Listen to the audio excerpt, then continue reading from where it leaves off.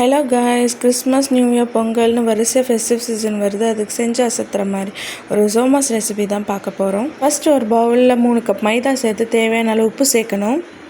கொஞ்சம் கொஞ்சமாக தண்ணி ஆட் பண்ணி நல்லா கெட்டியாக பிசைஞ்சு எடுக்கணும்.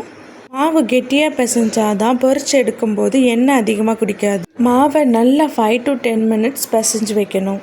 மாவை நல்லா பிசைஞ்சதுக்கப்புறம் ஒரு 3 to 4 hours ஊற வச்சிடணும். இப்போ மூடி போட்டு தனியாக எடுத்து வச்சிடலாம். இப்போ சோமாஸ்க்கு தேவையான பூர்ண ஸ்டஃபிங் தான் ரெடி பண்ண போகிறோம். அதுக்கு ஒரு கடாயில் 1 கப் ரவாவை கொட்டி லைட் கோல்டன் ப்ரௌன் வர வரைக்கும் வறுக்கணும். வேணும்னா இதிலேயே கொஞ்சம் நெய் ஆட் பண்ணி கூட வறுத்து எடுத்துக்கலாம்.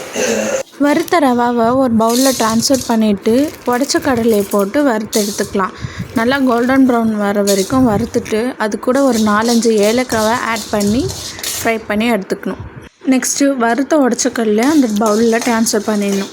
அப்புறம் ஒரு கைப்பொடி அளவு முந்திரி எடுத்து அதையும் கோல்டன் ப்ரௌன் வர வரைக்கும் வறுத்து எடுத்துக்கணும். இதையும் நெய் போட்டு வறுத்துக்கலாம், ஆப்ஷனல் தான். உடச்சக்கடலைக்கு பதில் வேர்க்கடலை ஸ்டஃபிங் வேணும்னு நினைப்பாங்க. அப்படி வேணும்னா ஆல்டர்னேட்டிவ் மாற்றிக்கலாம். வறுத்த முந்திரியை ரோஸ்ட் பண்ணி வச்சுருக்க மற்ற இன்க்ரீடியன்ட்ஸ் கூட மிக்சர் ஜாரில் சேர்த்து கிரைண்ட் பண்ணணும். கூடவே ஒரு 1 கப் சுகரை மிக்ஸி ஜாரில் போட்டு நல்லா கொரன்னு அரைச்சி எடுத்துக்கணும். ஒரு விஷயம், வறுத்து வச்சுருக்க ரவாவை இதில் இன்க்ளூட் பண்ணக்கூடாது. இது கூட தேங்காவையும் ரோஸ்ட் பண்ணி ஆட் பண்ணணும். அதுக்கு கடாயில் நெய் கொஞ்சம் ஊற்றிக்கிட்டு துருவி வச்சுருக்க தேங்காவை போட்டு கொஞ்சம் ஃப்ரை பண்ண ஆரம்பிக்கணும். இது நல்லா ஃப்ரை ஆகணும். அதில் இருக்க மாய்ஸ்சர் கண்டென்ட்லாம் இதிலேருந்து போகி ஃப்ரை ஆகி வரணும். பார்க்குறதுக்கு கோல்டன் ப்ரௌனிஷ் ஆட்டம் உதிரியாக வரணும். இந்த ஸ்டேஜில் இதை ஆஃப் பண்ணிடலாம். இப்போ வறுத்து வச்சுருக்க தேங்காய், வறுத்து வச்சுருக்க ரவை, அரைச்சி வச்சுருக்க மற்ற இன்க்ரீடியன்ட்ஸும் சேர்த்து மிக்ஸ் பண்ணி வச்சுக்கலாம். அவ்வளோதாங்க, சோமாஸில் வைக்கிற பூரணம் ரெடி. 3 to 4 hours முன்னாடி பிசைஞ்சு வச்ச மாவை எடுத்து திருப்பி நல்லா பிசைஞ்சு விட்டுக்கணும்.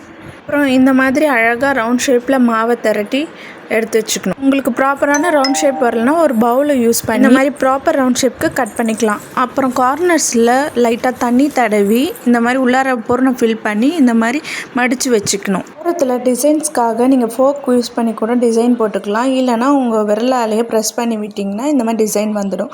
நான் மொத்தமாக ரெடி பண்ணி வச்சுக்கிட்டேன், ஒன்ஸ் ஃப்ரை பண்ணிக்கலாம் அப்படின்னு சொல்லிட்டு. ஒரு கடாயில் எண்ணெய் ஊற்றி ரெடி பண்ணி வச்சுருக்க சோமாஸை 2 போட்டு ஃப்ரை பண்ணி எடுத்துக்கலாம். நீங்கள் மொத்தமாக கூட பெரிய கடாய் வச்சு ஃப்ரை பண்ணி எடுத்துக்கலாம். அவ்வளோதாங்க, சுவையான சோமாஸ் ரெடி ஆகிடுச்சு. இதை நீங்கள் பண்டிகை காலங்களில் செய்து அசத்தி உங்கள் வீட்டில் இருக்கவங்க கிட்ட அப்ரிசியேஷன் வாங்குங்க. நிஜமாக சொல்கிறாங்க, ரொம்ப டேஸ்டியாக இருந்துச்சு. இந்த வீடியோ உங்களுக்கு பிடிச்சிருந்தா சப்ஸ்கிரைப் மை சேனல்.